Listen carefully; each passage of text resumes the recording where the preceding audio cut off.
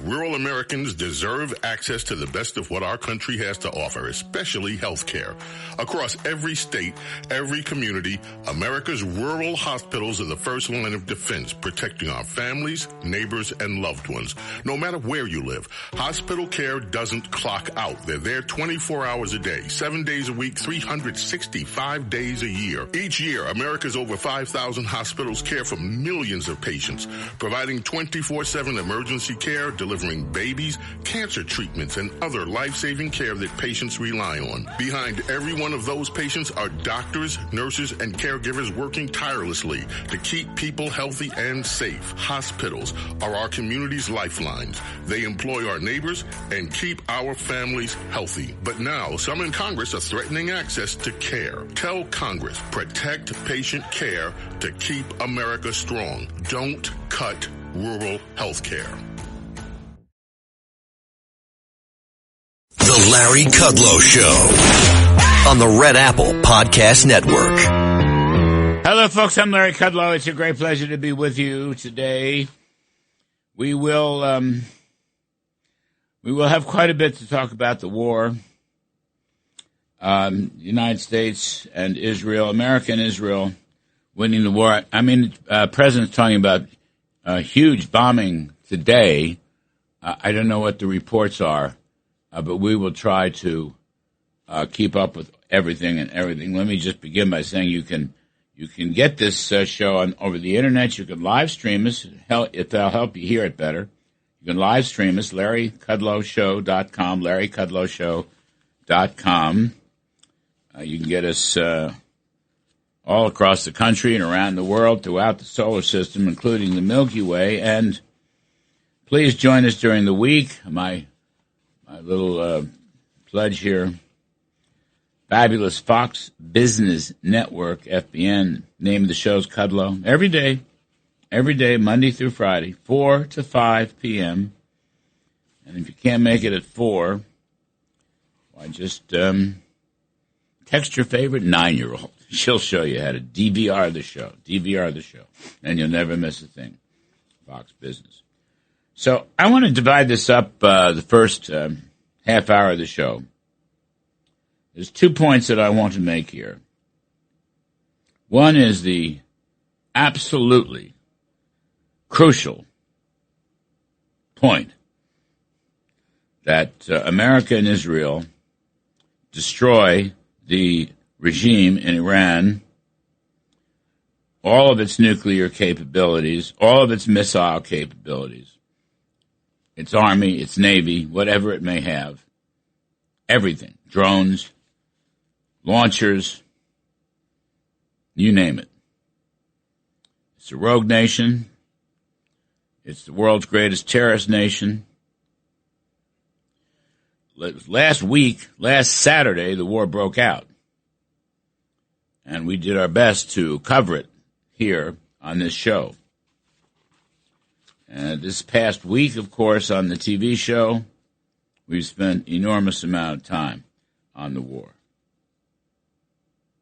I want to say at the top, and I'm going to talk about the Straits of Hormuz and oil and how to get around that. I had Treasury Secretary Scott Bessent was on the TV show last night. Good man, friend of mine. I pushed him hard for that job because I didn't want it.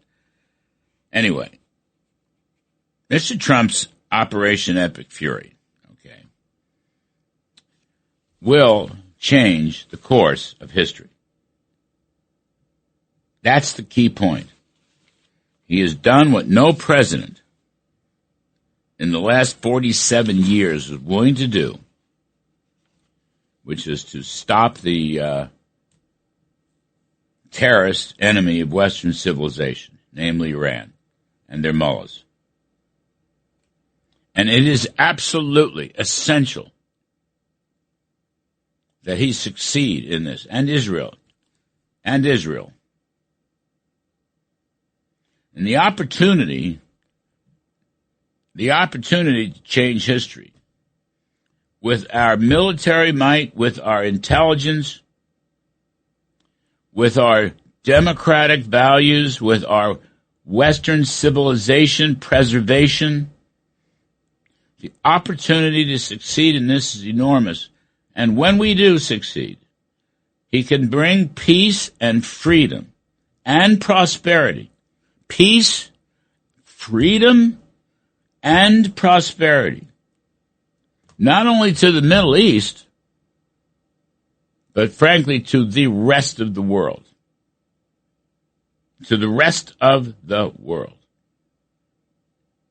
This is akin to the Berlin Wall coming down.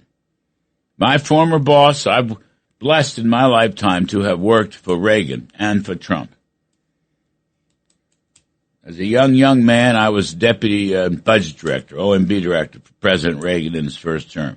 As an older guy, I ran the National Economic Council for President Trump in his first term. But I'm saying, just as Reagan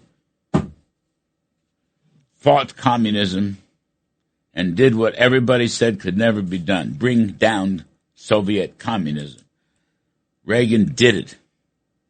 Peace through strength. The wall came down. The Iron Curtain countries were liberated.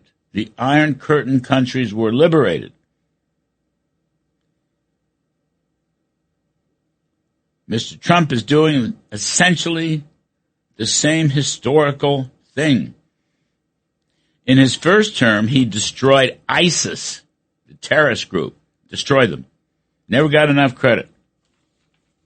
In the second term, he's determined to destroy Iran. Not the people of Iran, the 90 million some odd people, but the bloodthirsty, insane mullahs and Revolutionary Guard and military police and whoever it is killing 35,000 people in order to stay in power. Utter insanity. Leading terrorism. Trying to kill President Trump on several occasions. Trying to kill Pompeo. Trying to kill Robert O'Brien. All friends of mine. We worked together in the cabinet. Trying to destroy Israel. Unleashing terrorism throughout the Middle East and the world. Trump can take it down the way he took ISIS down. The war is 7 days old, and we're way ahead of schedule, and he's doing fabulously well. An even bigger bombing mission is about to hit. They're lining up the phenomenal, B-1s and B-2s, I don't even know all this stuff, in England. And it's going to come. And what's left is going to be destroyed, and it must be destroyed. The people of Iran must be able to rise up. Unconditional surrender. We'll talk about this as the show goes on. My point is how important this mission is to the future of the world. To the future of the world. Make no mistake. Mr. Trump is doing what no other president would do in the past 50 years, including Reagan. And that is go after Iran. Because they're criminals and terrorists and heathens. Take out their nuclear capability, their missile building, their terror financing, their military. Can you imagine? They've already killed some 35,000 people just to remain in power. It's a crime against humanity. The foremost terrorism sponsoring state is about to cease to exist. Cease to exist. And I'll quote my pal, Conrad Black, great newspaper man up in Canada, writing in the New York Sun this past week, where I also write, the world's foremost terrorism sponsoring state is about to cease to exist. And the war on terror that was unofficially launched on September 11th, 2001, in the ashes of the World Trade Center, will substantially be won. This is not a forever war, as these left-wing Democrats, actually all Democrats except John Fetterman and a handful, not a forever war that Mr. Trump, the forever war that Mr. Trump is involved in is the war Iran has been waging on the United States and its allies for 47 years. That's Mr. Trump is in the business of ending the war. And as far as the War Powers Resolution, thankfully it was defeated in the House and the Senate. Am I right about that? Somebody will have to check me. I think it was. Anyway, it was defeated in the House. He is in compliance with the War Powers Resolution. He notified Congress. He notified the Group of Eight. He's keeping them up to date. He has 60 days to conduct warfare and another 30 days to disengage if Congress so desires, and I hope they don't. They'll lose. He's exercising his prerogatives as commander-in-chief. There's no argument. The Democrats are on the wrong side. The Democrats are on the side of supporting Iran. It's a remarkable insanity from that party. This is not a forever war. This is ending a forever war. Indeed, what Trump is doing is changing the architecture of the whole world's balance of power. The losers are China and Russia. The winners are the West, the U.S., Israel. By the way, the winners are the Sunni Gulf states, which have sided with America. The winners are going to be the new South America, with Trump's getting rid of Maduro in Venezuela. The winners will be the whole Western Hemisphere, pushing China out. What Mr. Trump is doing, it's breathtaking, but it is unleashing the powers of democracy and freedom and Western civilization values once and for all. Once and for all.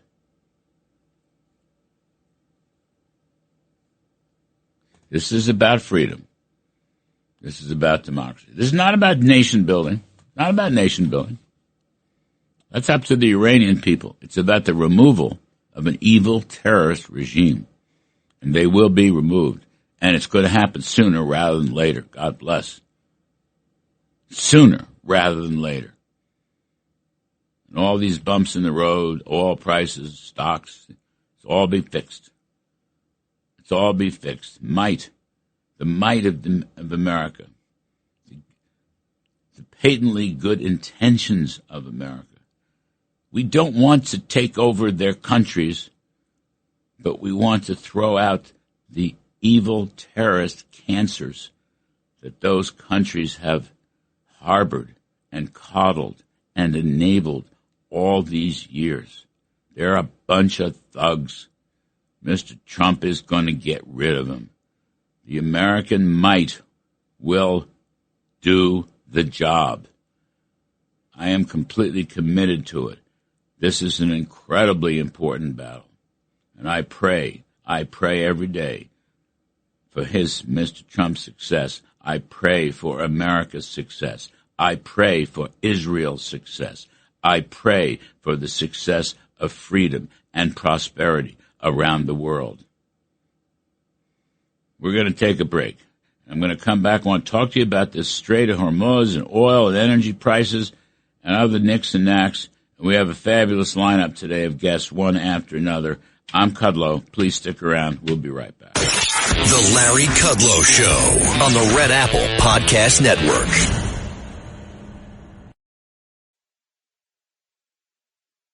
If you're looking to create, grow, and sustain your wealth, download and subscribe to the Pain Points of Wealth podcast at BeBullish.com with Bob, Ryan, and Chris Payne. It's your podcast for market insights, money tips, and real talk on the economy. Download and subscribe at BeBullish.com.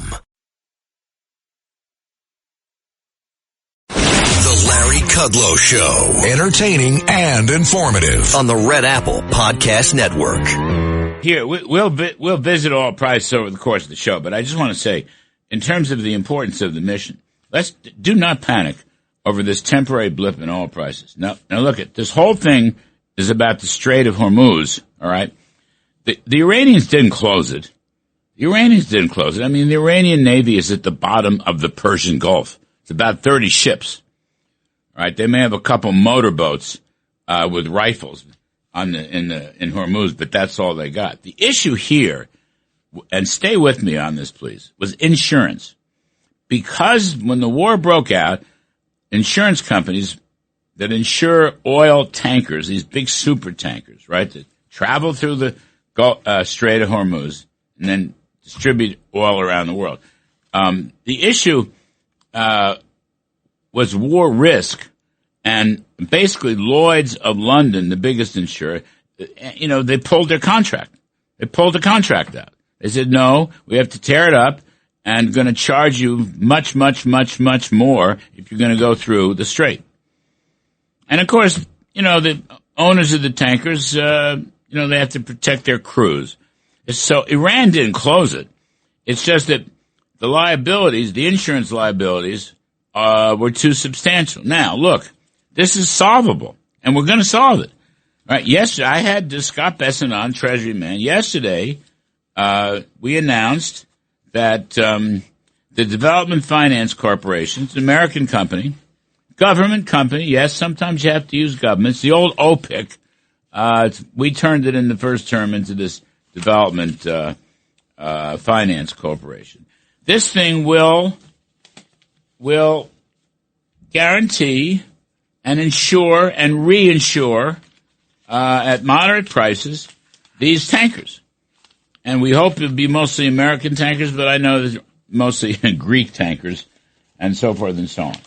But it was announced yesterday. The president himself said it a while back that he would order the U.S. Development Finance Corp to provide at a reasonable price. I'm reading from Truth Social. Political risk insurance and guarantees for the financial security of all maritime trade, especially energy, traveling through the Gulf. This will be available to all shipping lines, and if necessary, the U.S. Navy will begin escorting tankers through the Strait of Hormuz as soon as possible. No matter what, the U.S. will ensure the free flow of energy to the world. The United States' economic and military might is the greatest on earth. Okay, so this is very important. We're going to do the guaranteeing. All right, and this can happen fast. I talked to, Scott Besson, and then the CENTCOM, the Navy, will be involved. What I'd like to see, I guess, I'm not a Navy guy, but what I'd like to see is, naval ships at the two ends of the strait, and then let a naval ship or two accompany the tankers through. Once the world sees that, okay, the risk premium is going to start to come down. Once the world sees 20%, we don't, it's funny. The world is oversupplied with oil. And I'm going to talk about drill, baby, drill, later in the show. We have so much oil. But this Hormuz has become a psychological barrier, and the oil markets have just gone up $30. So you gone from $60 to $90 on West Texas and Brent crude. Okay, this can be fixed by just reopening it. Get a string, a whole bunch of these tankers, get them through there, let the world see it, and you'll gradually knock the oil price down from $90 to 80 to 70. And then the war is going to be over in a couple of weeks. Pray the war will be over in a couple of weeks, and we'll be back to $55 or $60. So what am I saying here at the top? I'm saying we're going to fix Hormuz, oil prices are going to come down, and stock prices are going to go up. And those are big themes of the show today. I'm Kudlow, and we're coming right back with Brent Velicovich, former Navy Army intelligence. Please stick around, folks. So much to do. The Larry Kudlow Show on the Red Apple Podcast Network. Halliday presents, in the red corner, the undisputed, undefeated Weed Whacker Guy. Champion of hurling grass and pollen everywhere. And in the blue corner, the challenger, extra strength Halliday. Eye drops that work all day to prevent the release of histamines that cause itchy allergy eyes. And the winner by knockout is Halliday. Halliday, bring it on.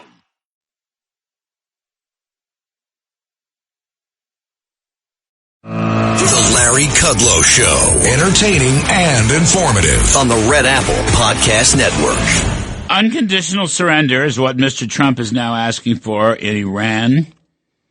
Reminds of Ulysses S. Grant in 1864 during the Civil War. Very important because it forces the action and takes away options. We're not dealing with him anymore. And he wants to pick a new leader. I think he has every right to. That's what my takes. Let's talk to Brent Velicovich, who's a former special ops and intelligence agent for the Army. He's the founder of Power Us. Brett, you were so good on TV that I had to have you back on radio. I appreciate you. You're so Thanks good. for having me back. Now, tell me, what do you think of this declaration of unconditional surrender? And, along with that, the president is insisting that he have a hand in any new leader that develops in Iran.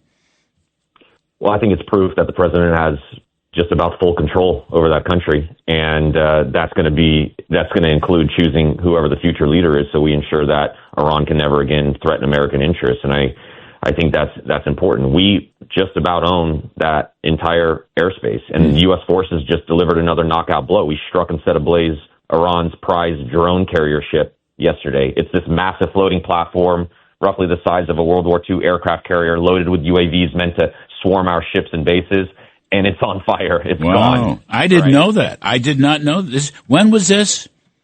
This was yesterday. I believe it was in the Indian Ocean, and that's not just one ship. That's part of their prized fleet.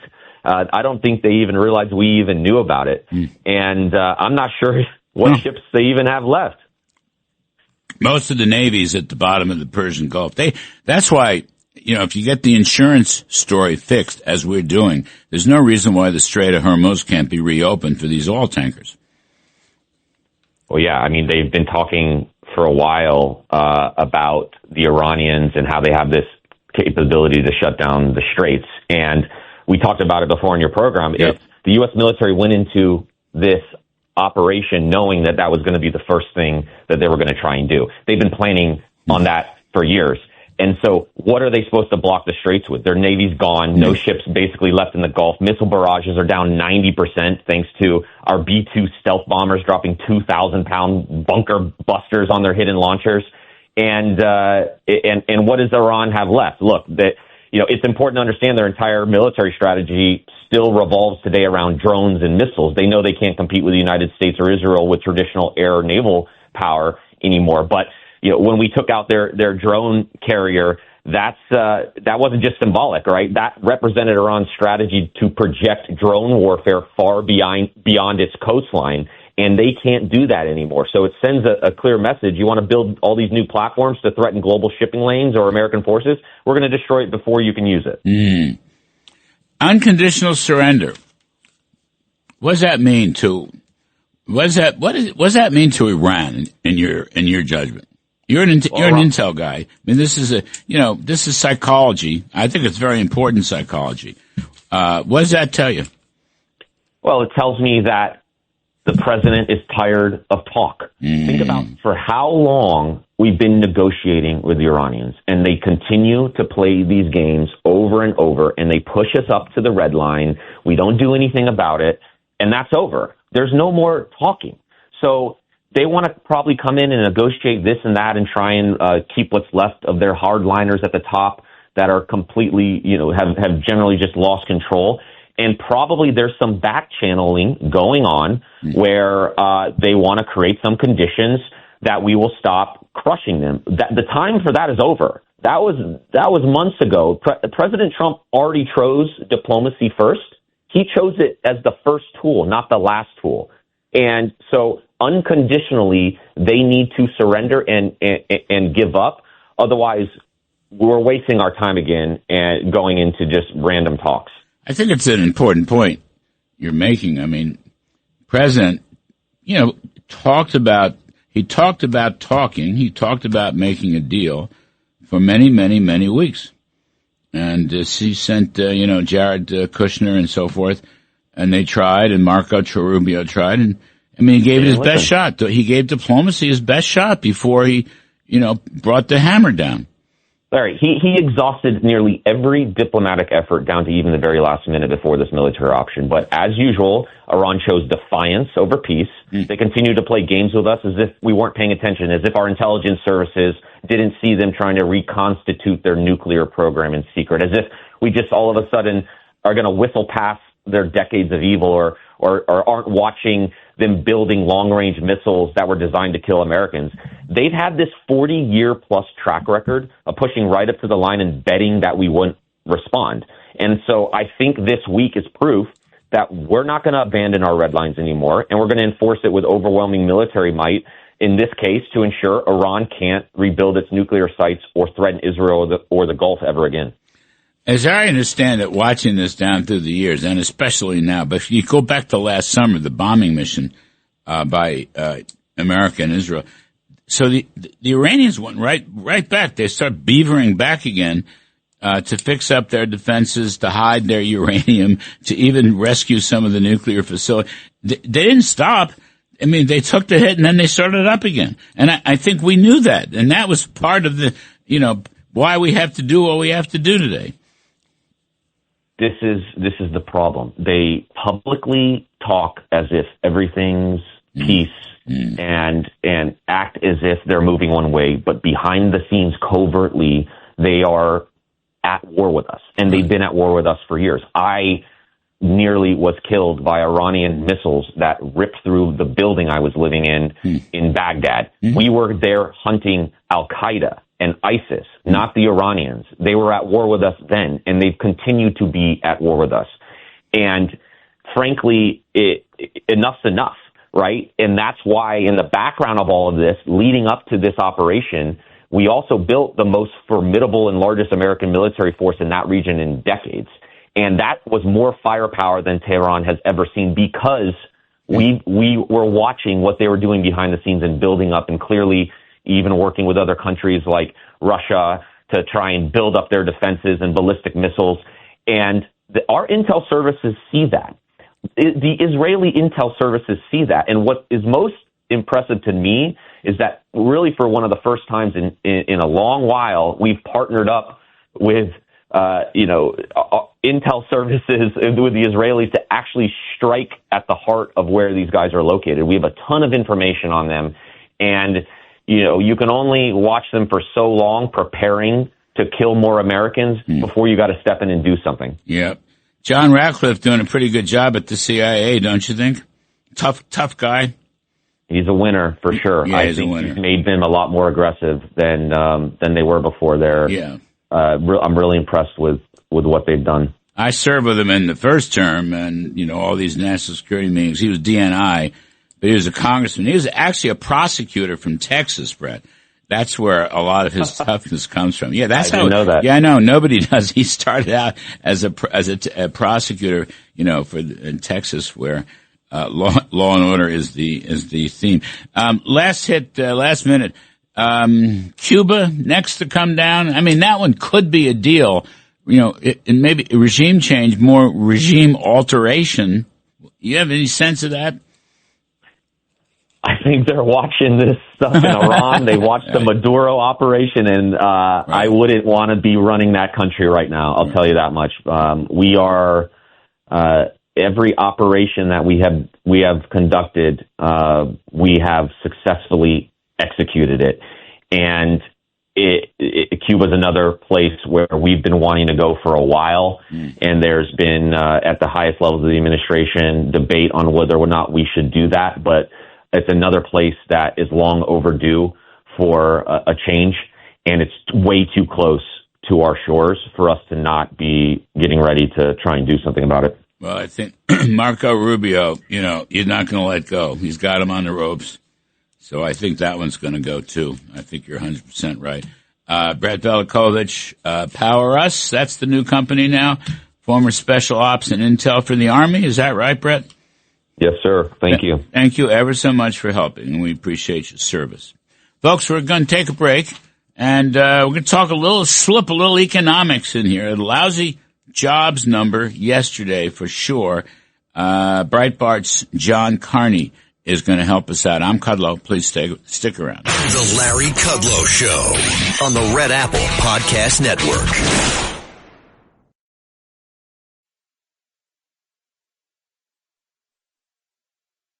The Larry Kudlow Show on the Red Apple Podcast Network.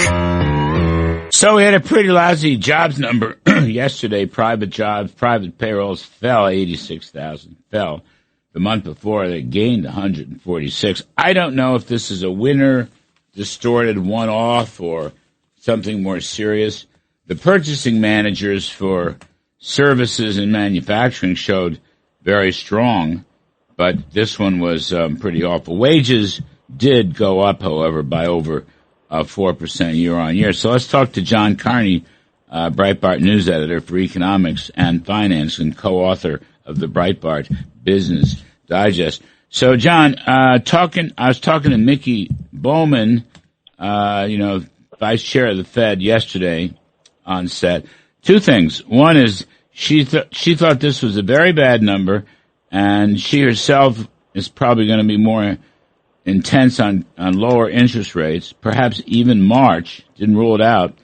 And secondly, she agrees with Kevin Warsh that she wants to help shrink the Fed's balance sheet, their assets, and modernize the banking system. So what do you make of all this? So, first of all, I thought it was a great interview. I think we're going to have at least 3 votes for a cut in March. Christopher Waller has also said that he was looking for the payrolls number that came in very weak. Myron has indicated that he will vote for a cut as well.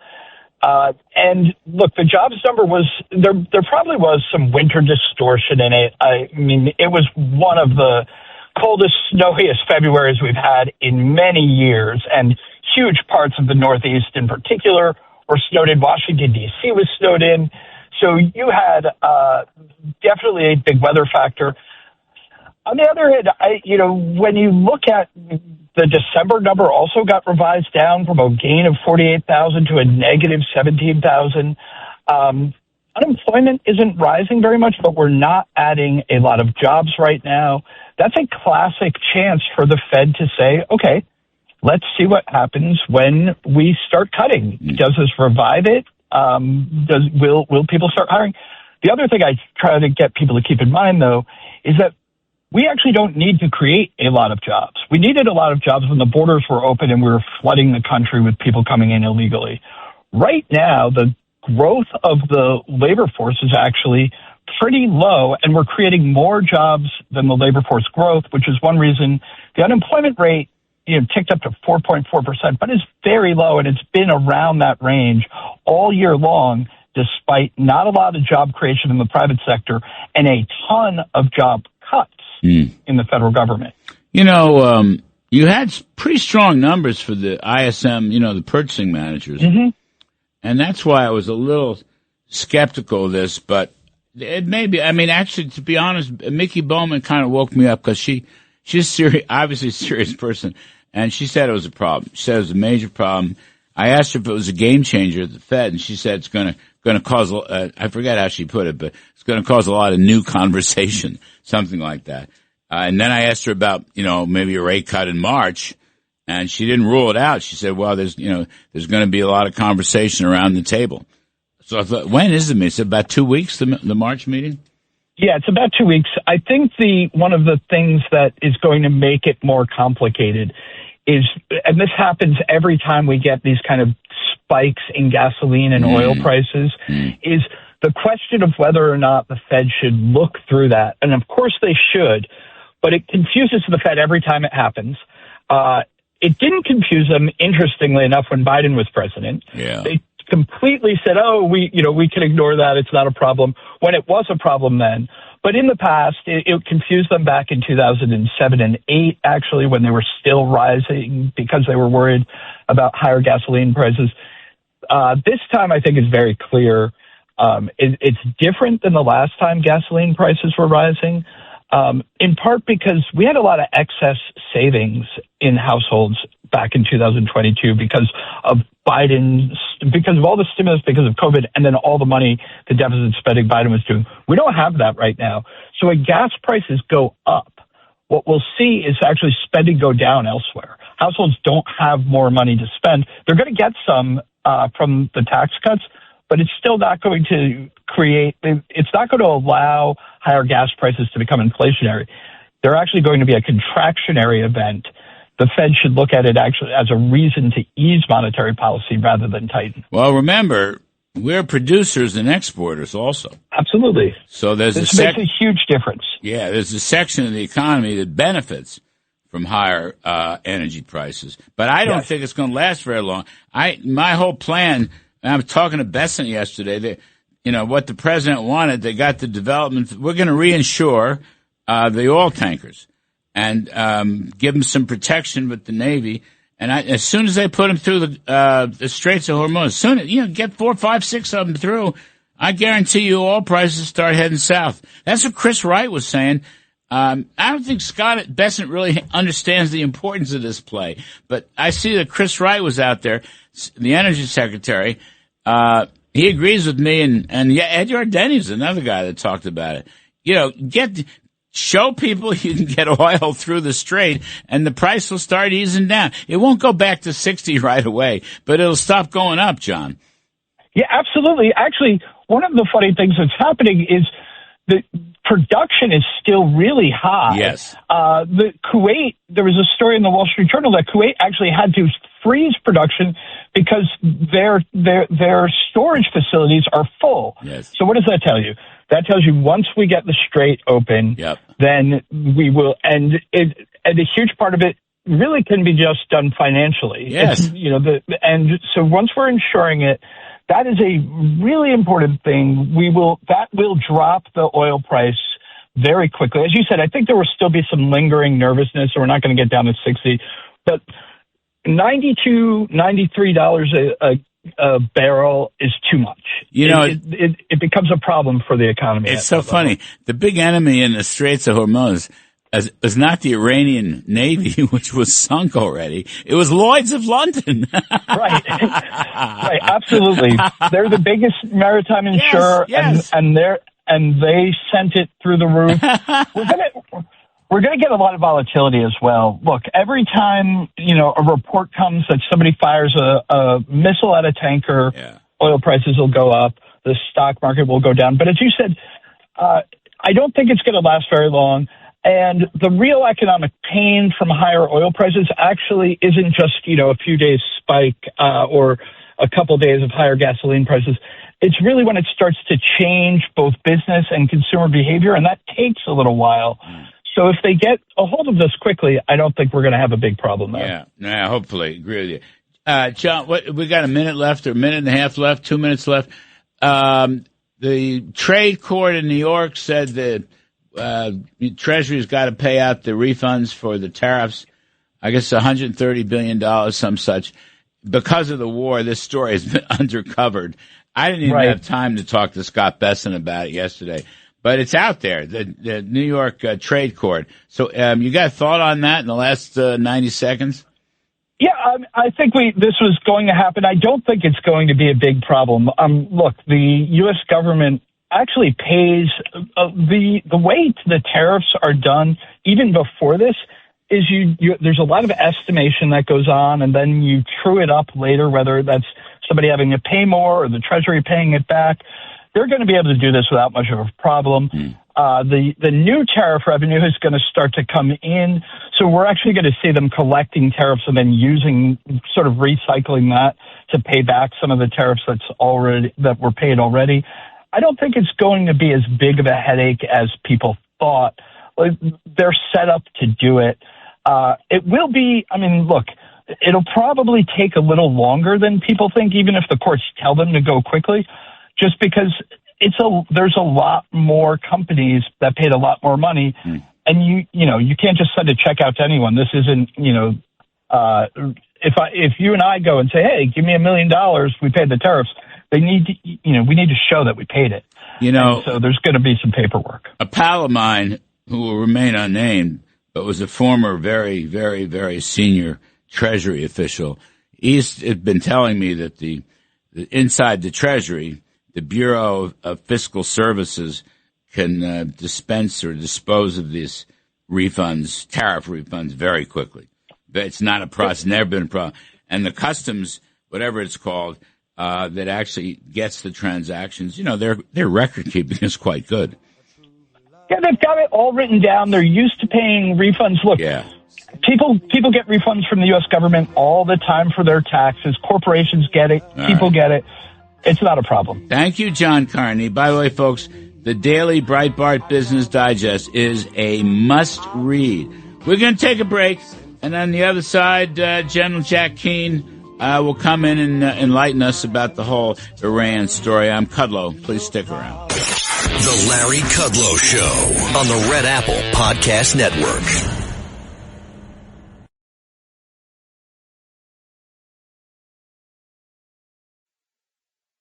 The Larry Kudlow Show. Entertaining and informative. On the Red Apple Podcast Network. So we continue our coverage of the war, and there is no greater expert than General Jack Keane, dear friend, retired four-star general, chairman of the Institute for the Study of War, Fox News senior strategic analyst. Actually, I was in the room when he got the Presidential Medal of Freedom. So it's a wonderful thing. General Keane, if you're out there, sir, you're out there? I'm here, loud and clear. All right. I had texted you. I know you're busy. You probably don't read your text messages.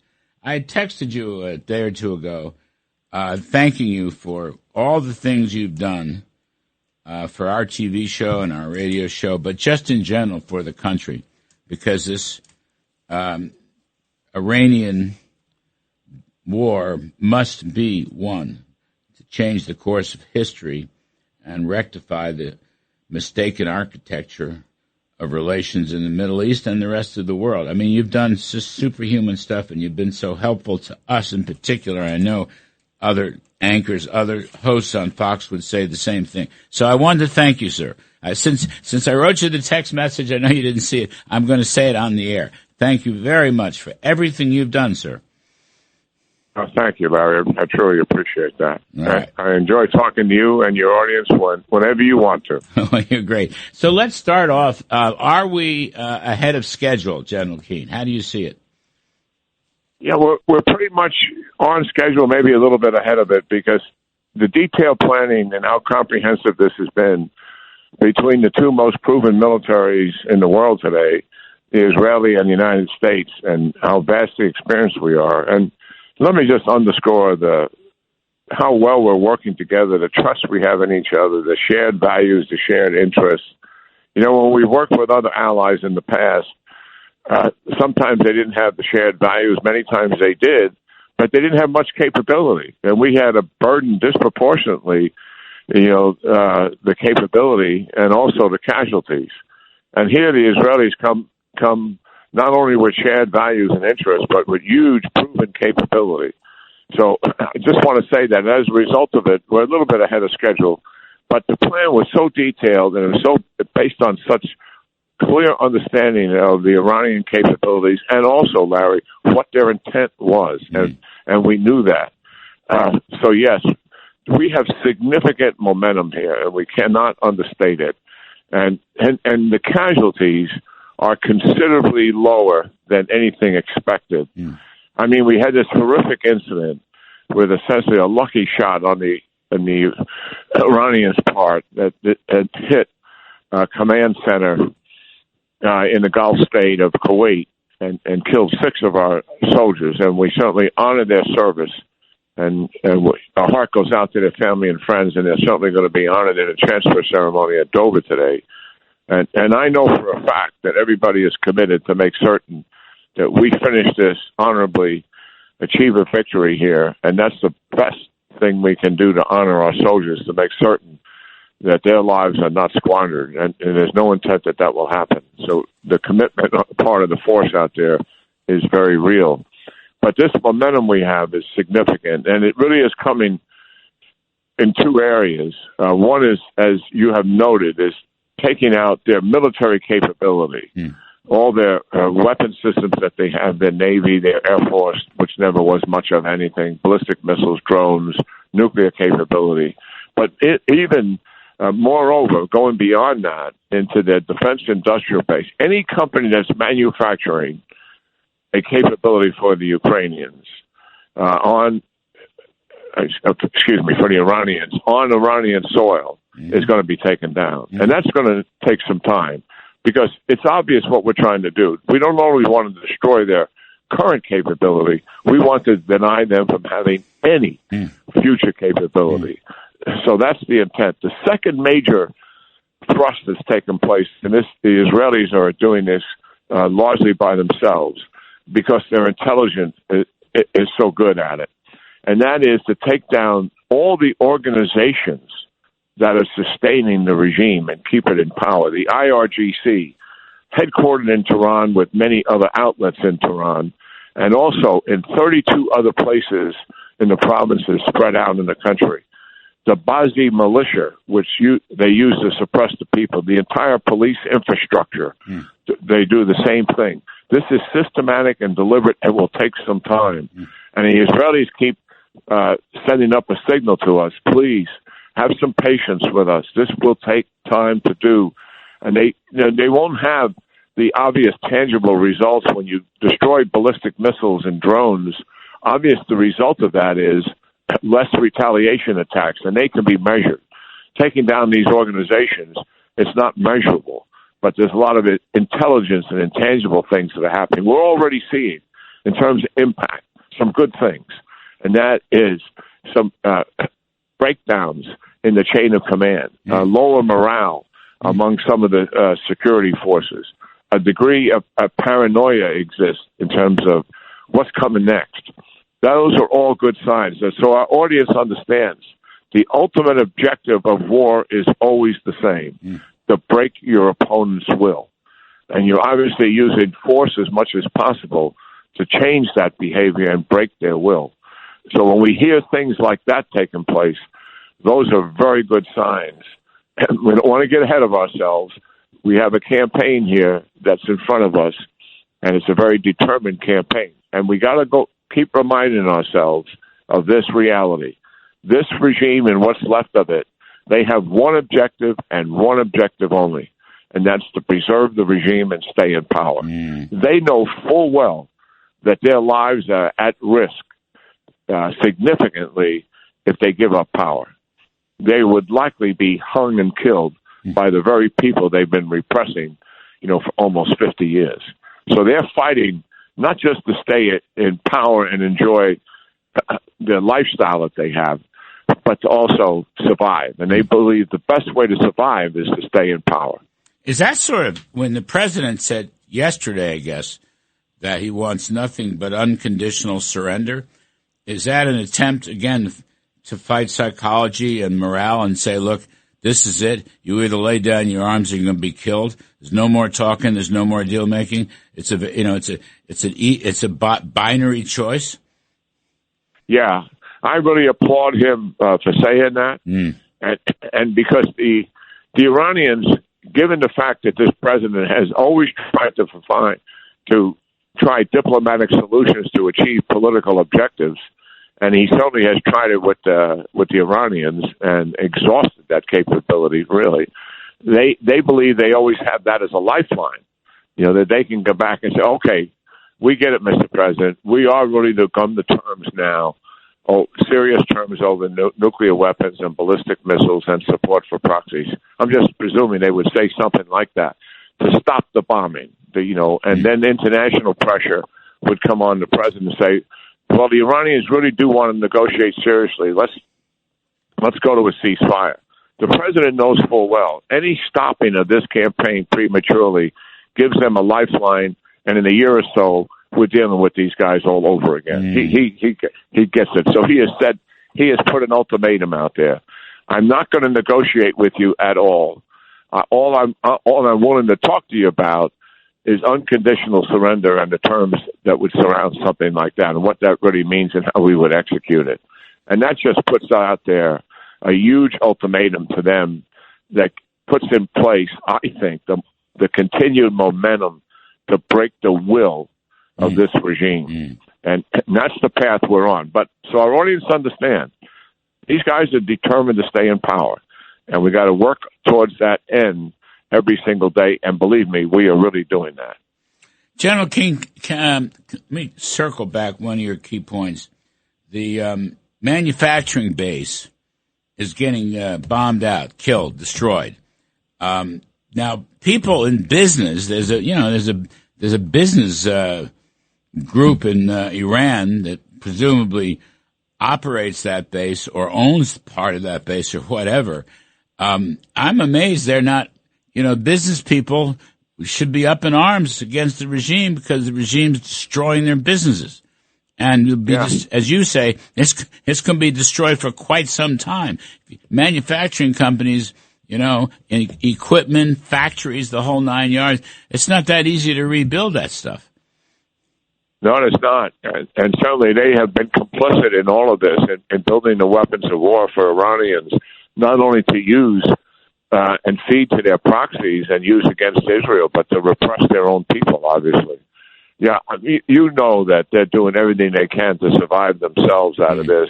And at this point, they realize they bet on the wrong horse. They may have been living off the fruits of all of that for a number of years, but that is absolutely coming to an end. And so to remind our audience, the protest began among the middle-class merchants, not defense manufacturers, but middle-class merchants. I mention it because this was the first time that businesses really got involved in a protest, and it began with them because their businesses were in the tank as a result of the economy. And they knew full well that this regime is not capable of recovering that economy. And they got fed up with it. And that, when they fell in, then came the students, then came the general population. So there's a recognition, certainly in Iran, among the people and the business community, that they're on a horrible path economically. And the only hope they have is for another regime to come in and run this country more effectively. What can they do, General Keane? Let's stay with that. The middle class, the merchant class, yes, I'll add the students, but, the people that own the stores and shops and so forth, people that, need trade from the outside world. What can they do? Well, I think once the bombing stops and they know they're no longer in danger from going outside, I think we're likely going to see some protests. That it will be dependent on a couple of things, not just the cessation of the bombing and the threat to them as a result of it, but also how much of this regime is really left and is in the streets, because that's where they've been, making sure they didn't even come out of their homes. As you look at, this is a vast country, as we all know, and the IRGC extends into 32 locations outside of the capital city itself. So I think two things would be operating there. One, it's now safe to go outside, too, but what's going to happen to us in terms of repression? How much of this regime is left with guns pointing at them, willing to kill them? And that's what the Israelis are very attuned to this. They are attempting, Larry, to put in place and set the conditions for a regime collapse. That is the purpose of the operation in terms of what they're doing with all the organizations that sustain this regime. And so how successful they're at on that will be a condition for the people themselves into how do they respond. I don't agree with arming the people. They're not an organized group, and I think putting weapons in their hands with no leadership, no training, nothing, would not be a very good solution. And I think whatever is left of the regime, they would come at them not just with Keane guns, but with tanks and every major weapon system they can get their hands on if they were doing something like that. But it remains to be seen how successful this campaign the Israelis are conducting against the organizations will have on the ability of the people to get into the streets and begin to demonstrate and take control of their country again. I think what's most likely here, Larry, is we'll find somebody that's in the regime now, maybe not the diabolical ideologues that are at the top of it, but maybe somebody in their army organization, not the IRGC, a leader there or two who could kind of step in and be, it would be an authoritarian leader, likely more concerned about Iran surviving and its people surviving than this ideology that the elites are running. Kind of what Sisi did in Egypt when he took over, or Suharto did in Indonesia, or what we're doing in Venezuela with Delcy Rodriguez. I mean, your eyes are wide open. These are dictators still, but you can maybe bend them to your will a little bit, and they can help us with the transition to a much better government than they would be able to represent. Yeah, that's a great point. That's a great point. Let's see. I was interviewing Treasury man Scott Bessent yesterday. He talked about a major, the biggest bombing mission yet, and then President Trump's been talking about it, and I guess planes lining up in London, in England, in our bases or their bases. What's going to happen here? Is this bombing mission this weekend, or I haven't seen any news of it. I just heard that. Bessent and then the president talking about it. Do you have any thoughts on that? Yeah, sure. We're in a different phase for the Israelis. They're still working on taking Iran's weapons away from them, and they're working on organizations, as I indicated, as their primary focus. The United States is still working on taking all of Iranians' weapons away, but the means have changed. So we're in a different phase because we have air superiority, freedom of the skies. So our aircraft, Israeli and Americans, are flying over Iranian airspace day and night. Can you imagine? I call it the sound of freedom, for the Iranian people, knowing full well that those airplanes represent a force that's trying to destroy this regime on their behalf.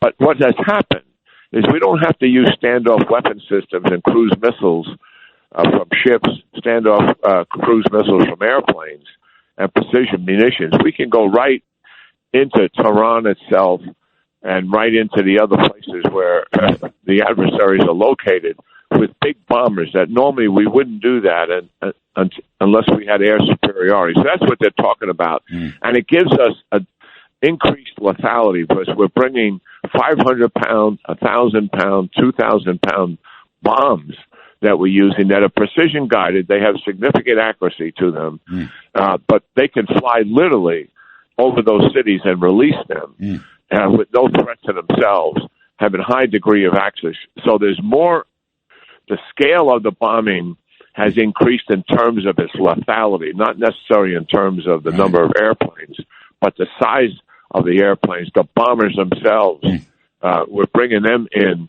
And so that, internal military stuff, that's a different phase of the operation. We normally take extended operations and phase them so we can bring order to each phase, and that's what we're doing here. This is phase 2 for us and also phase 2 for the Israelis. Wow. I got to leave it there.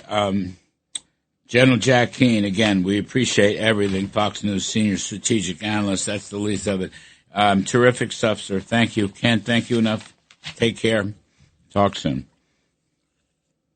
All right, folks, we're going to take a quick break, and we might have a little bit on the other side, but quick break. Many, many, many thanks to General Keane for his wisdom and his insights and his analysis. National Security Advisor Robert O'Brien coming up next. Stay with us. The Larry Kudlow Show on the Red Apple Podcast Network.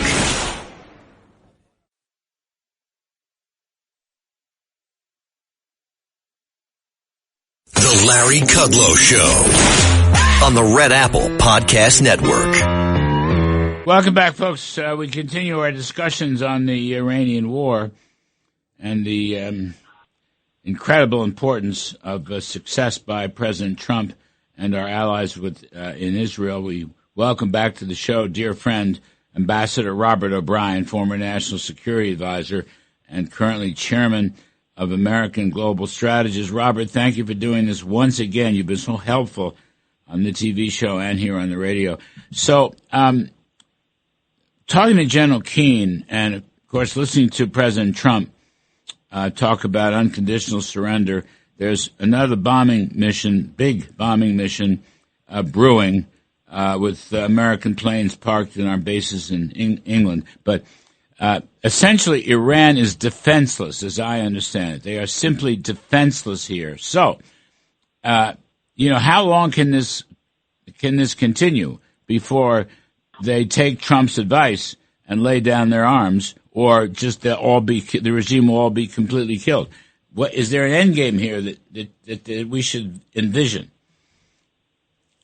Larry, thank you for having me on. I think the important thing for us to realize here is it's not going to be an overnight situation. This regime is a radical regime. They're extremists.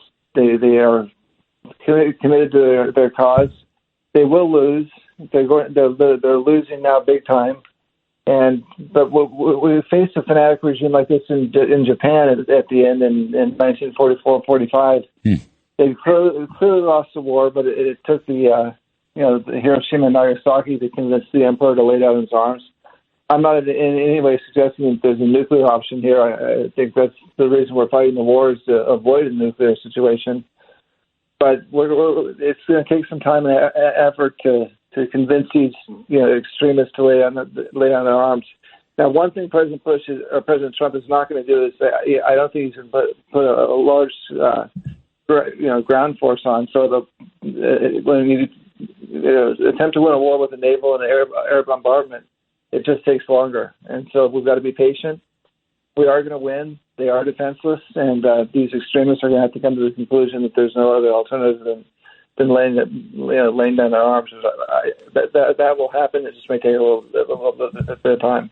One other thing that Jack Keane mentioned, which I thought was very interesting, is Israel is kind of cleaning out all these local militias, who are appendages to the Revolutionary Guards and their headquarters in Iran, which, command and control is getting slaughtered right now. But there's the pockets of militias around there. I think he said there are 32 locations, but one of the things that Israel is doing is cleaning them out, going right for them. So it's going to make, some regime change easier.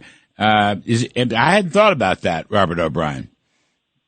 Yeah, it's a brilliant strategy by the Israelis, and the Israelis are doing what they did in Gaza. They're targeting the leadership at the local and then the brigade level, at the local level. They're sending text messages to the Iranian people to let them know where they're going to hit and when they're going to hit, to avoid civilian casualties and avoid a backlash and a rally around the flag response in Iran. But think about it, Larry. Every police station in every city in Iran is at risk from Israeli attack. Right. So the prevention of vice and promotion of virtue police, the Baji, the Guard, all the local gathering spots are watering holes. Every one of them is a risk from an Israeli attack. And so that will help expedite this, the surrender that the president has called for. Well, that's the thing. Do you think? What are the odds and what's the timing? Do you think they'll actually lay down their arms, as the President Trump is requesting, in order to get immunity? When he said unconditional surrender, I like that. I think that's great. Basically, he's saying to them, you've got two options here.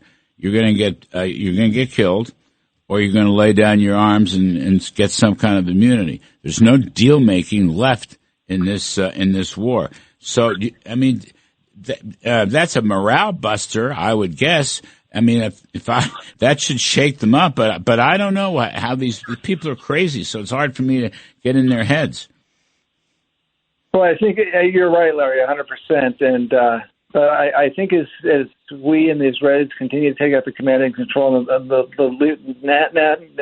national leadership in Iran and degrade them, then the local leaders who are going to be faced with the people in the uprising, And they know if they don't lay down their weapons and ask for immunity now from the U.S. and protection from the U.S., the local Iranians who they've been killing, in massive amounts. I mean, they killed 40,000 people just a couple of weeks ago. Mm-hmm. They're going to want revenge, and so I think once we take up the national leadership, the more state and local leadership, so to speak, is going to want to make peace with their neighbors and not be killed. So. I think we've got a couple more weeks, and people need to be patient, and we need to continue to degrade the national leadership, degrade their capabilities. We've degraded their capabilities to defend against us. Now we need to degrade their capabilities to defend against their own people. Yeah, good point. Last one, the old OPIC, what is it? The Development Finance Corp's going to reinsure the oil tankers. I think this is very cool. And the Navy can help get them through. Robert, this is something from the show yesterday with the Besant, and I talked about it this morning. I'd like to see a whole string of, super tankers go through the Strait of Hormuz. With Navy, fine, but they're being reinsured now by this Development Finance Corporation from our government. Show the world that oil can pass through. And I think it would take the heat off the oil prices. No, it will. The other effect it will have, it may move the insurance market. Lloyd's has traditionally done that, but the British Navy is no longer in a position to help shipping and be a partner to Lloyd's. So if we start doing this with DFC and American companies, we would move a major financial market to New York or Washington, D.C., and that would be great for the economy as well. So, we'll have to see how that plays out. But the key is making sure that the tankers, many of which are going to China, actually pay. We don't want to do this service for China for free and move their oil out. Oh, right. And good so point. we need to make sure that they actually pay their premiums. But if they pay their premiums and we're making money off it, then the U.S. Navy should escort the ships. And I think they'll be able to do so without too much problem, because the Iranian plan to close the Strait of Hormuz was to use the Iranian Navy and IRGC speedboats to plant mines, and you use their aircraft to plant mines, but they've got no aircraft left and they've got no Navy. So their ability to close the Strait of Hormuz is going to be very limited. Yeah, I mean, I'm getting excited about that, but you're right about China. No more discounts, right? You're going to pay market value, whatever that happens to be. Yeah, and we're not going to escort ghost fleet ships, right, to take sanction busting oil. We're going to escort, Chevron and Aramco and legitimate companies that are selling oil at market prices, and the Chinese will have to pay the premiums to the DFC for their insurance. And if that all happens, then that's great. Let's keep the international flow of oil going. Love that. Thank you, Ambassador Robert O'Brien, dear friend, former National Security Advisor, now the Chairman of American Global Strategies. I'm Kudlow, former Israeli intelligence and security expert. Aaron Cohen coming up next here. Please stick around, folks. Much more. The Larry Kudlow Show on the Red Apple Podcast Network.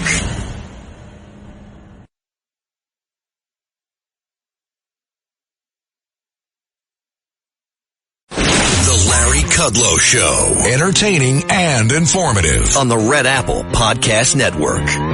My great pal, Aaron Cohen, founder of Gideon, AI threat detection for law enforcement, former special ops for Israel. He's got the Aaron Cohen podcast. Aaron, we were talking last night on the TV show, and it's interesting because I followed up with General Keane. Mm-hmm. The idea that there is you raised this, the idea that there's a business class in Iran, and one would expect them to take some action, to lay down their arms and surrender as unconditionally as President Trump wants. But he made an important distinction, and I want to get your take on it. You've got these big defense manufacturers who are really kind of part of the government. And, of course, their companies and their facilities are being bombed, just wasted, which is good, have to do it.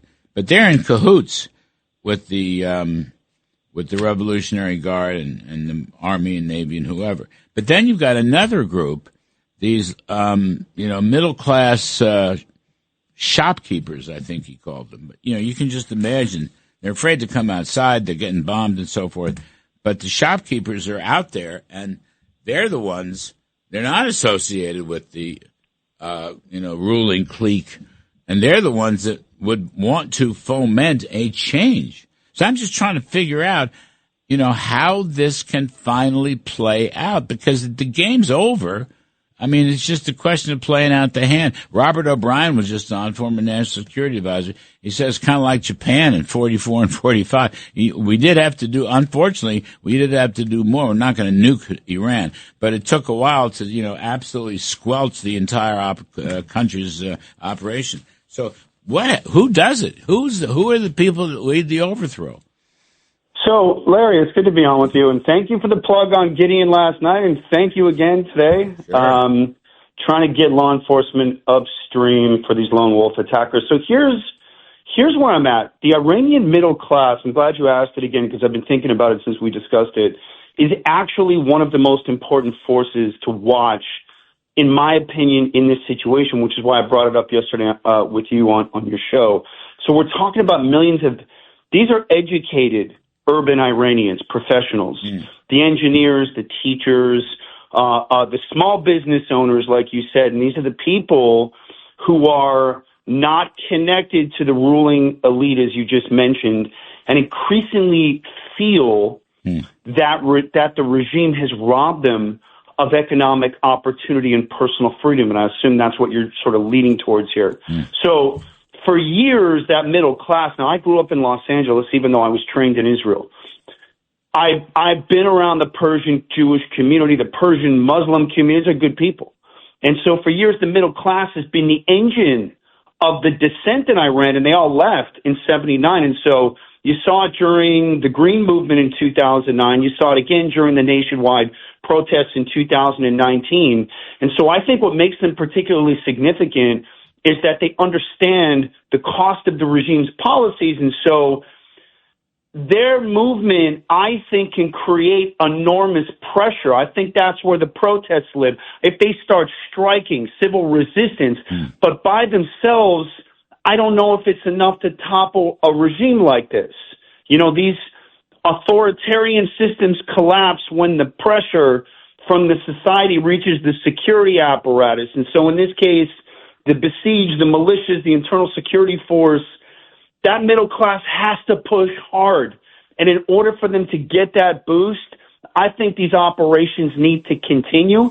But there might be enough of them for them to deteriorate or begin that deterioration. But I think it's still too early in the campaign. And I think there might have to be boots on the ground, Larry, before that middle class can rise up. So I just think there needs to be more pressure before that class can step up. But I definitely think they're the pin in the grenade. I agree with you.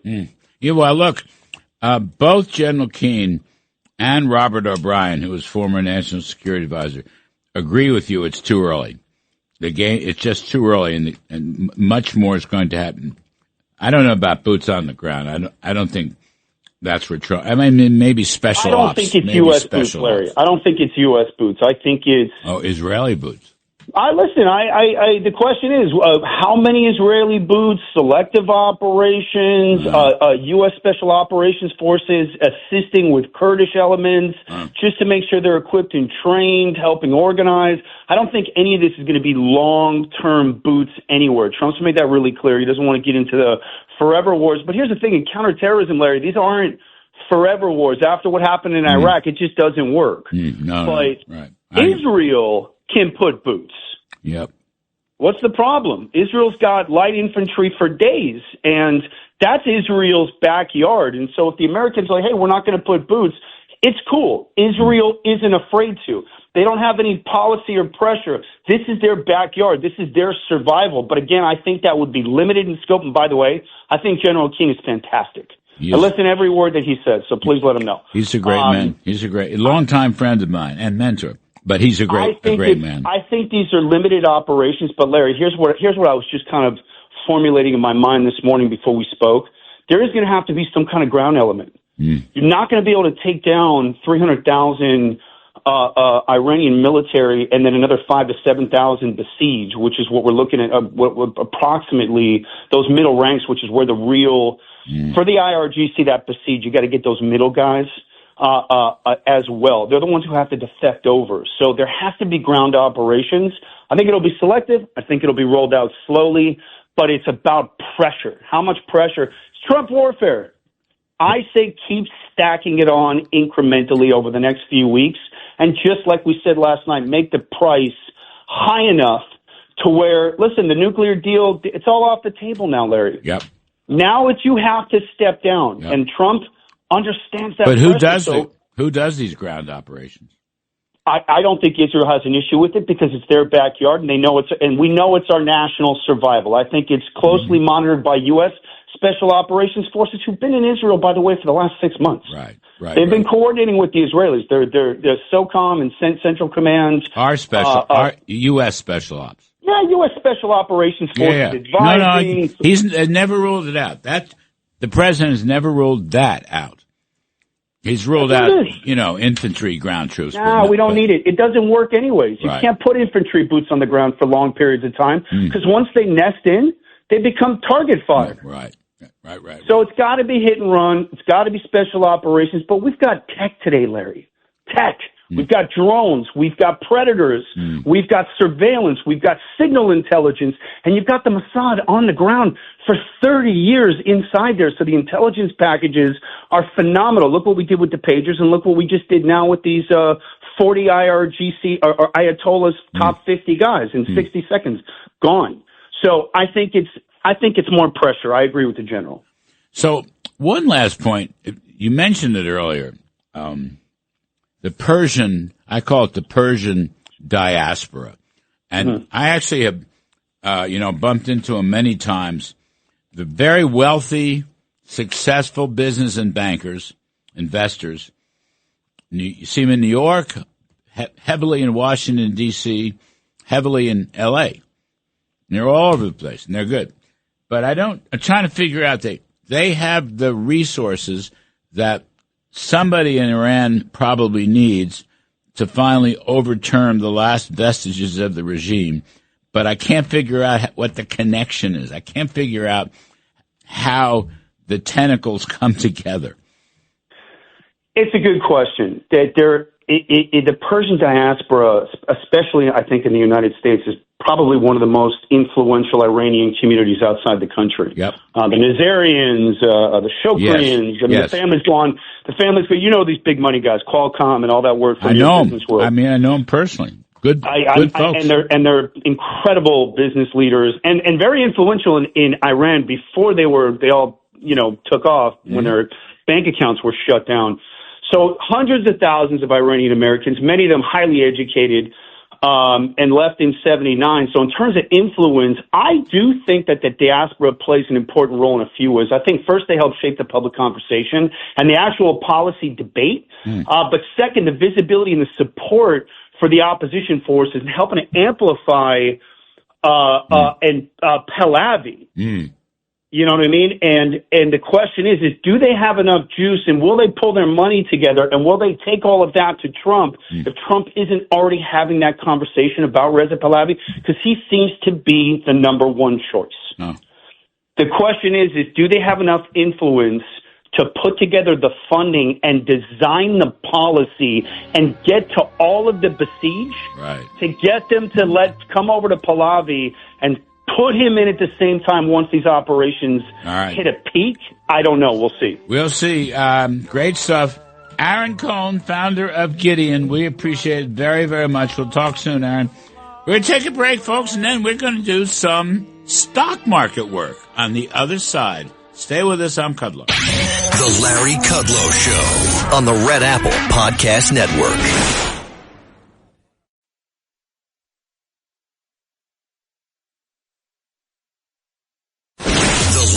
Kudlow Show. Entertaining and informative. On the Red Apple Podcast Network. Welcome back, folks. Larry Kudlow here. We're dissecting the Iranian war and related subjects. That includes the economy and oil prices and the Strait of Hormuz. You know, all I'll say is I'm going to let our experts tell us what they're thinking. But for all the negative headlines, and the market got, pummeled last week, but the first 7 days, the Dow Jones is off 3%. That's all it is. And the S&P 500 is off 2%. And the NASDAQ is off 1.2%. So whatever your vision of the future is, we have not had a catastrophic, 8, 10, 12% drop, at least not yet. Anyway, we have Stephanie Link, Hightower Advisors, and Chief Investment Strategist and Head of Investment Solutions. We have Nancy Tengler, CEO and Chief Investment Officer of Laffer Tengler Investments. Nancy's latest book is The Women's Guide to Successful Investing. Ladies, thank you for coming on. Nancy, I'll start with you and just say, what are you thinking? Tell us what you're thinking. Well, it's good to be on with you and Stephanie and Larry. Thank you. I'm pretty optimistic. I think this is an opportunity. Earnings have been great. The 10-year is still below the levels of a month ago, so it's staying range bound and not really signaling panic. And we've had great opportunities to buy companies that have exhibited or performed triple plays, which is a beat on earnings, beat on revenues, and raise of guidance. And they sold off on the news. So I think this is an opportunity to add to many of those names, which is what we've been doing in some of the software plays, for example, ServiceNow, Microsoft, Palantir over recent weeks, and then to really enjoy the performance of some of our largest holdings like Broadcom and Lam Research. So I think investors need to step back and say, we keep hearing this this breathless, the Iranians said they were going to, double down and dig in and fight back. And it's like, yeah, and that's what we call rhetoric. Rhetoric. Yes. They don't have the tools. And so I think we're getting close to more certainty. And I think the oil market will capitulate to some extent. And that'll be good news all the way around. We're going to fix the oil market. The problem with the oil market was not the Iranians. It was Lloyd's of London. Right. And now that's being fixed. We have this, whatever it's called. It used to be, we're guaranteeing the Insurance Development Finance Corporation. That's the name of it. Actually, we put it together in the first term. So that they're going to, reinsure. And then hopefully we'll open, I want to see a bunch of tankers go through the Strait of Hormuz. If they require naval protection, fine. Just get that done to show people that whatever they're worried about on the oil front, it's not a problem. There's only a few Iranian motorboats left. They're like little skiffs. The rest of the Navy is at the bottom of the Persian Gulf, for God's sakes. Anyway, exactly. Stephanie Link, what you thinking? Well, number one, in terms of the war, I've never made money trading around any kind of geopolitical issue, other than to say what Nancy just said, in that there's opportunity to be buying great companies on sale. I've never made money selling into this fear, and so there is opportunity. And you kind of stole a little bit of my thunder because you talked about the markets year to date. We had Venezuela, we had SCOTUS, we have AI and software Armageddon, we have private credit concerns, and now we have this. And the S&P equal weight is actually up 3.5%. So we have seen the broadening out. Why have we seen the broadening out? Because, the non-farm payroll report was ugly, but there was a lot of one-offs there, including weather, strike, birth death adjustments. But beyond that, you had some pretty decent economic data this week. Number one, initial claims continue to be low. Productivity keeps on. It's keeping on going. It actually got revised for the third quarter to 5.2%, 2.8% for the fourth quarter. ISM manufacturing is now in expansion mode. And even retail sales. I'll take 3% growth year over year in retail sales, given all the weather stuff that we've had going on. So my point being is, war is ugly. The non-farm payroll report is kind of ugly, but there's some other things there, and we yet to see one big, beautiful bill. So I think the economy is still going to hang in, and that's why earnings are doing better than expected, and that's why you want to be buying. Unit labor costs 1.3%. That's the ultimate inflation for labor and perhaps for the economy. You are so right. Retail sales, 12-month change, 3.2. The core retail sales, you take out the autos and gas and buildings, 4.9. Again, you're right. Purchasing managers looking very strong. Productivity, 2.8, last 4 quarters. I agree. Initial unemployment claims stuck at 213,000. It's a big nothing burger. I agree with all of you. I'm glad to hear you're not. I think the oil prices, all right. You might have an inflation thing, not this report, but the next report. But we know it's temporary, right? Don't we know that? Mm-hmm. Yeah, and we also know that tariffs are going to be a net benefit to individuals or to companies, declining by about $79 billion on the new tariff rate, thanks to SCOTUS. I think the president should have gotten up at the State of the Union and said thank you. I think that's going to offset. But I just want to add one thing. He did shake their hands. He shook their hands. He was very gracious, right? They just took his major policy out, but he was there and shook their hand. Did you notice that? This is the new gracious Trump. It's very important. I'm proud of him. I'm sorry. Go ahead. No, I was just going to say, in the 90s, we had an average rate of unemployment of 5.8 to 5.9%. Oh. And productivity was about just under 2%. And then in the second half of the decade, it ran up to 2.5% annually. So I agree with Stephanie 100%. We believe that productivity is going to carry the day. We've been talking about it for 3 years. It's not just AI. There's all sorts of efficiencies that are being realized. But you can have, and Chairman Greenspan raised the Fed funds rate after cutting. So we can, all this hand-wringing over whether we're going to get 1 cut or 3 cuts, at this point, that is not what is going to drive stock prices. It's going to be fundamentals. And there are a lot, I don't know how you felt, Stephanie, but I thought this was an incredible earnings season, and guidance was good, which is what really matters. And it wasn't just, it was revenues, but it was margins. Yeah. Everyone's talking about how margins are going to roll over. I feel like for the last 35 years, that's what I've heard. Margins are always going to roll over. And actually, we're seeing margin expansion. So you're getting such operating leverage. And that's why, 14% earnings growth is phenomenal after what we have seen over the last couple of years. It's incredible. Yeah.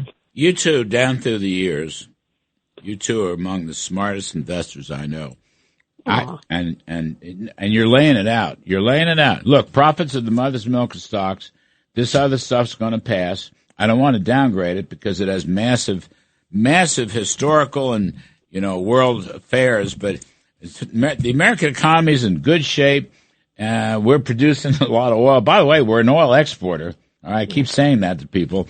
Even whatever oil shock is happening, it's not like the 70s. Yes, because we have we're producing a lot of, everyone associated with producing oil and gas actually benefits from higher prices, okay? Mm-hmm. So it's a whole different idea. But the profit story looks good and the productivity story looks good. I love your, what did you say, the equal weighting is 3.5%? Yep, S&P equal weight up 3.5. My God. That's right? You know what? That's fabulous. I forgot to look at that. I'm going to have to put that on my stocks. Just put a Post-it note on your computer screen. I had covered with it. I had Yardeni on the TV show this week. It was a great pleasure. He's a smart guy. We were talking. We're going to reinsure the oil tankers, get them through the Strait of Hormuz. Just put a bunch of them through to show that it's okay. And these oil prices will stop. They'll stop rising, and eventually, they'll settle down to where they ought to be, which is probably someplace around, $60 where they were. Anyway, I think it's kind of interesting. I think it's kind of interesting. We go after Venezuela and we go after Iran. Well, that's going after China. Of course, right? Yeah. And that's a good thing. Oh, and geopolitically, this is just a wonderful thing. A wonderful thing. Would you ladies be kind enough, take a break? I want to bring Steve Forbes in. I hope you won't mind. Sure. We would take a break, folks. I'm Kudlow. We are here with Stephanie Link, Hightower Advisors, and Investment Solutions, and Nancy Tengler, Laffer Tengler Investments. Really, two of the smartest investors I've known down through the years. We'll take a break. Steve Forbes will come in on the other side. I'm still Kudlow. We'll be right back. The Larry Kudlow Show on the Red Apple Podcast Network.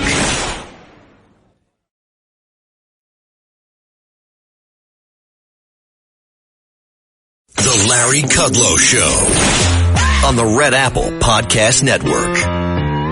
We're talking stocks with truly two of the best investors I've known down through the years, Stephanie Link, now Hightower Advisors and Investment Solutions, and Nancy Tengler of Laffer Tengler Investments.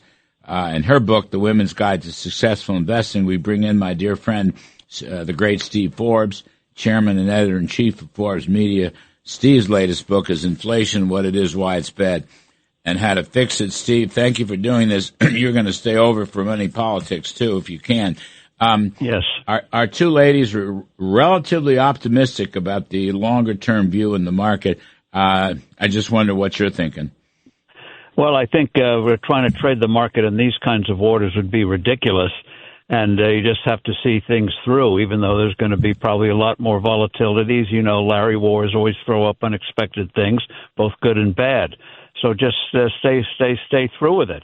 And one of the things we should be looking at, too, in terms of that seemingly bad jobs report, is we've got a seasonal adjustment problem. As you know, in December, we got hundreds of thousands, perhaps a couple of million people coming temporarily into the job force for the holidays.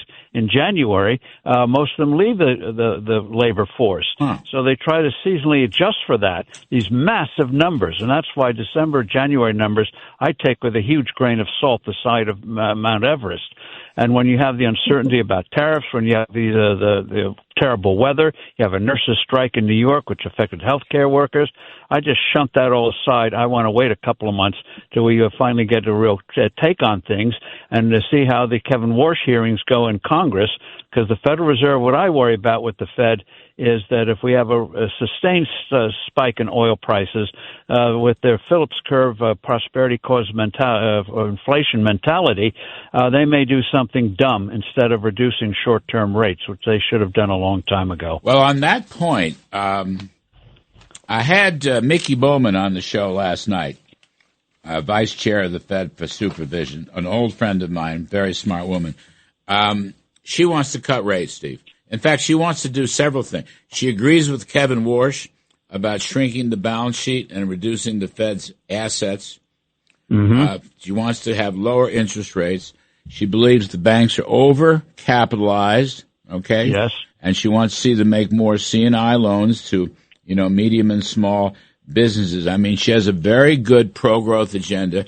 We talked about how stupid the Fed is, 1.7% growth. Forever and ever, and she agreed. She basically said, "I'm a supply sider." I mean, it was really quite an informative interview. I just turned the switch on, and she went, "Go," and she did. It was terrific.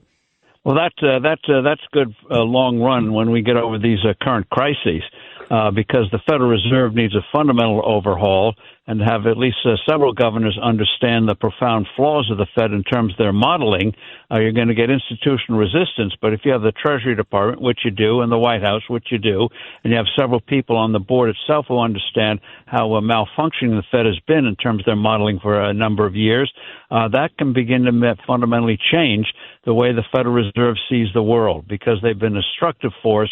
That size of the balance sheet, by the way, they'll never research it honestly, has had a bad impact on lending to small businesses and the like, distorted the capital markets. And in terms of her point about the banks lending again, imagine banks hiring more lending officers instead of compliance officers. We need that. Stephanie Link, what do you think of all that? That was quite a mouthful. He's a smart guy, Steph. he certainly is, and I'm glad that he's very constructive on long term on the equity market. And honestly, I mean, the Fed is going to be an interesting watch, right? Because they're kind of a little bit in a bind in terms of what do they do. He's got to corral all the people, right? And I just hope that he can. And I think Steve's right in terms of I think they should have been lowering rates for a long time. And now with the labor market kind of a little soft, they can, I think, and I think that they should. You know, Nancy, I will say this. This goes to Steve's point about flawed seasonal adjustment. I don't believe any of these numbers. Because of the shutdown, I mean, and I'm a numbers guy, okay, or I used to be. I just don't believe any of it, honestly. I see them and I just say, yeah, what else is new? Well, and they're so subject to massive revision as we've seen over the last couple of years, and so it always surprises me when the market trades off the today number because we know it's going to be revised. But if you look deeper in the ISM manufacturing and ISM services, you see that people are hiring, and the employment numbers went up. So that's to me is much more instructive real-time data, real data, instead of all the estimations and seasonal adjustments. And Kevin Hassett said on All Airs on Friday that, it's the birth-death model. And so it's been revised again, but we treat this like it's the gospel when the numbers come out. And so I just think, again, it just creates opportunities for long-term investors because the employment picture is pretty solid. I mean, we had 5.8% unemployment during the 90s. And stock prices, the economy grew, stock prices rose, generationally high levels. So I just think you have to step away from the numbers, look at the trend lines, but look at the real data. And to me, is the ISM numbers. Look at the 4-week moving average of weekly jobless claims. Right. That is what you pay attention to because it's more real time. Yep. And you're at 215,000 over the last 4 weeks. These are historically low numbers. Recession is 350 to 375,000. Yep. We are way away from that. So I think a lot of it, I think Nancy's right, and I think Steve's right. This is a lot of noise, and you're getting a lot of opportunities. You know, small business is hiring. Small businesses are hiring. E.J. Antoni, I don't know if you know him, but he's a smart chap. He looks at this private sector inflation tracking. Million prices, much bigger than the government, and the inflation rate is less than 1%. Anyway, you're all fabulous. Stephanie Link, thank you. Nancy Tengler, thank you. Steve Forbes, thanks. You're going to stay over for Money in Politics with Liz Peek and Steve Moore. I'm still Kudlow, and this is a great country, folks. We'll be right back. The Larry Kudlow Show on the Red Apple Podcast Network.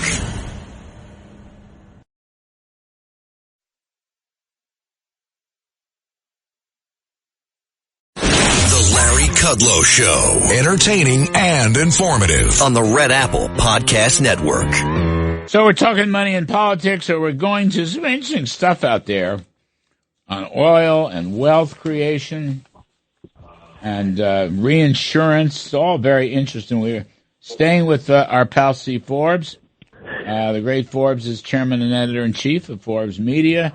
We have, I think, Liz Peek, Fox News contributor and weekly columnist, and my buddy Steve Moore, Unleashed Prosperity Hotline, and WABC radio host of More Money, which comes right up after this show on most of these same radio stations. I think we're all here.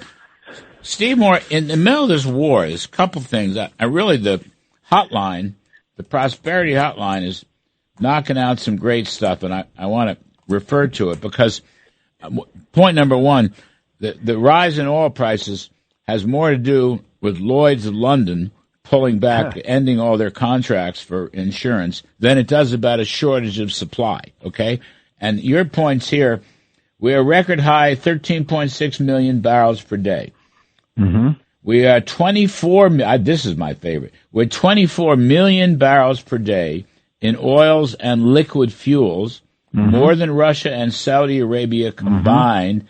And then finally, we're doing 110 billion cubic feet per day for natural gas, which is just about the same as Russia, Iran, and Communist China combined. In other words, we don't have a supply problem at all. In fact, I would just add to this, we are a net exporter now of oil and fossil fuels.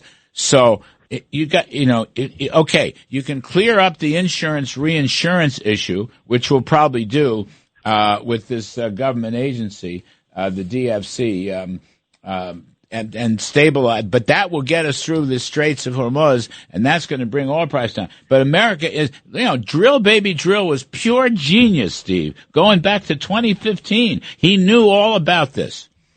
Yep, thank God.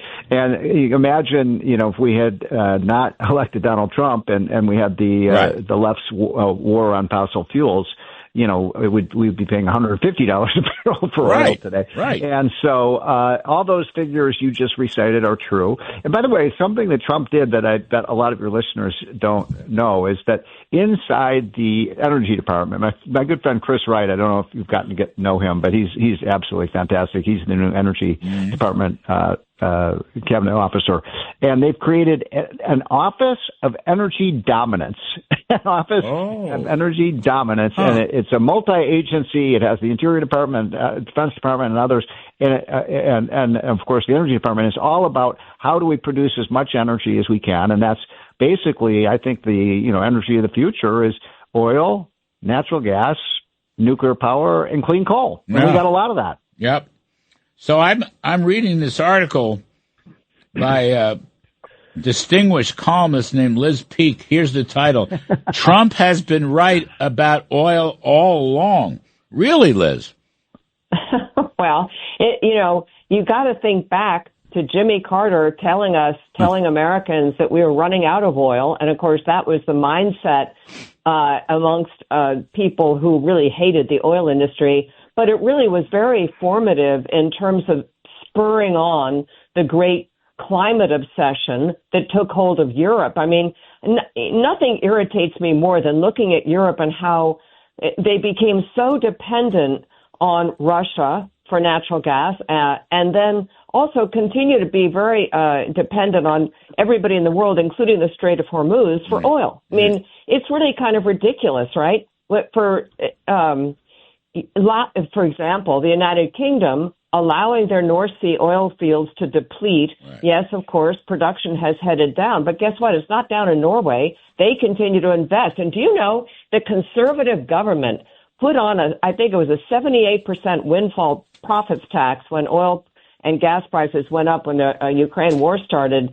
And so there's been absolutely zero investment. Wait, in England. The Tories put on a 78% tax? Oh, God, I love that. That's right. I love that. And, by the way, utterly stupid. It was meant to be temporary, and there has never been a tax in the history of the world that was temporary, so it's still in place. And then the Labor Department banned oil and gas development. So, I mean, to the extent that they're struggling, their economies are struggling, and they don't have self-sufficiency like the U.S., et cetera, they deserve it. They have this coming. They for decades now, they have basically made it impossible to access oil and gas from reasonable sources, dependable sources, geopolitically safe sources, and it's come home to roost.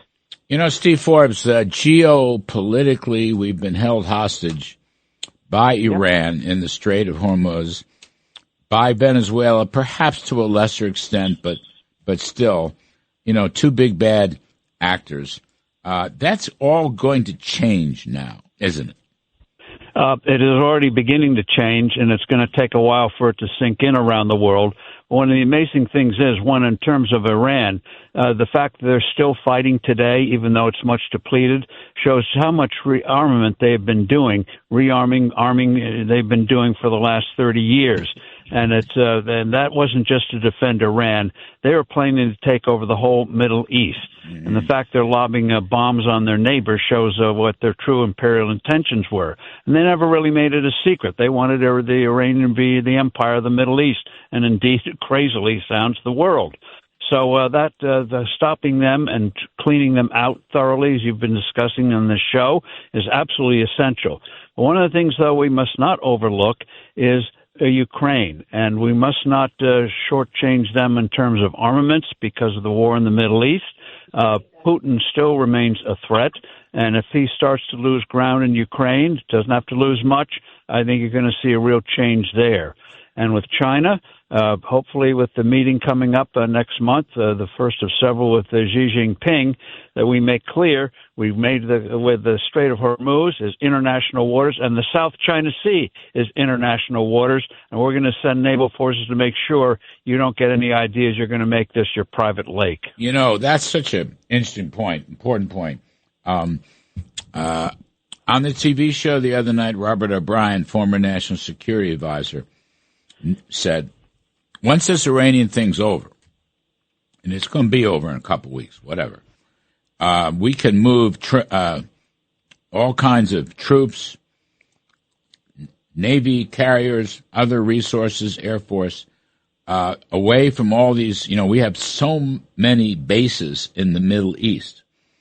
We can move that into the Indo-Pacific area, which will be a signal to China that, you know, their merrymaking is going to have a high price. And really, when they look at our mighty might in the military in Iran, that's another deterrent to China. And we're pushing them out of the Western Hemisphere, or at least we're pushing them out of South America. China's a net loser in the Middle East. China's a net loser in the Western Hemisphere. And China's going to be a net loser in the Indo-Pacific. Steve, we've got this very strong woman in Japan who's very pro-Trump, very pro-America, and she doesn't like China one bit. No, and the fact that she called a snap election and won it because of the way the Chinese are trying to bully her around and trying to have the Japanese community, where they have a lot of trade with China, as does the other Asian countries, to pressure her to step down or reduce her rhetoric and her pro-defense policies. She beat them back. And by the way, one of the things we need to do is send you and perhaps Art Laffer and Steve to Japan to educate her on supply-side economics. They still believe in spending. They still have these crazy monetary policies. So we got to get them on the right track, and then she'll have the economic strength to be an effective counter to the bullying by China. I'm going to send Liz Peek. I mean, woman to woman. Liz Peek could change it. No, you're right. I mean, she wants growth, but they always do it the wrong way. It's Keynesian top-down spending, and they don't reform the tax code ever. One quick thing on that, Larry. You know, in our country, our FICA tax, payroll tax is 15.3%. You know, half employer employee. Mm-hmm. In Japan, it's over 30%, 31 to 32%, and no limit, no cap as we have in this country. No wonder they're in the doldrums. Jeez. So, Steve Moore, you must have been pretty happy, though. The New York Trade Court says you got to pay back the tariff revenues that the Supreme Court ruled out. Mm-hmm. You must be a really happy camper. Well, listen, I mean, I think that $135 billion. It's a lot of money. Yeah. This is the court even said when they made their decision that this is going to be a mess, and that was one of the truest statements they've ever made. It is a mess. It looks to me, I'm not a lawyer, but it's pretty clear from the law that now that these tariffs have been deemed unconstitutional, the money has to be repaid, and then the question of to whom. And probably what's going to happen is the money is going to go back to Walmart and Costco and the retailers and so on. But the big question then, Larry, is what about consumers? Because consumers did pay some of the cost of these. And so I don't know how to untangle that knot, but it's going to be, I think you're going to see a lot of lawsuits coming up in the months ahead. Yeah, they can, look, the Customs Bureau, they're good. They have all the information. The receipts, yeah. They know who paid the tax. And then the Treasury Department, it's something called the Bureau of Fiscal Services. They can get the money out. But your last point is important. I don't see how consumers get the money. I just don't. Well, let me just say one thing about that. Can I just say one quick thing? I think the big box stores and the super, the huge retailers like the Walmarts, they would be smart, I think, to provide rebates or, cut prices. Sales or something like that. Yeah, cut prices. Yeah, exactly. Yeah. I mean, I think cutting prices would be smart for them on several fronts. Yeah. It would show the world that they would have had lower prices all along, but for the tariffs. In other words, it'd be a very strong political argument against tariffs, which they don't like, particularly a company like Walmart. And right now, it would also endear them to the administration. So, I mean, it'd be sort of an odd political 1-2, but I think it'd be very effective. Yeah, I'm all for it. Let's take a break. Okay, we're going to come back. There's some other interesting stuff from the Committee to Unleash Prosperity, and I want to talk about the long run economy, because I think we are going to defeat Iran. We are going to destroy the regime. Something good is going to come out of this, and there's going to be a lot of prosperity in the Middle East and elsewhere because of what President Trump is doing. We're talking to Steve Forbes, chairman and editor-in-chief of Forbes Media.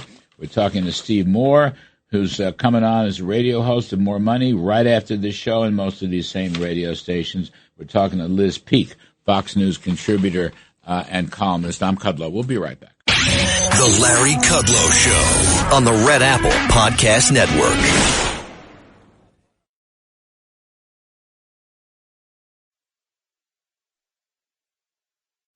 The Larry Kudlow Show. Entertaining and informative. On the Red Apple Podcast Network. We're talking freedom and prosperity with Steve Moore, who's got more money coming up at WABC right after the show and most of these same radio stations. The great Steve Forbes, the chairman and editor-in-chief of Forbes Media.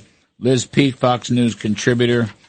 Steve Moore, just want to pick up one thing. I really love this thing from the hotline, Unleash Prosperity Hotline. Since 1989, okay, it's a long time, everybody has gotten wealthier in this country.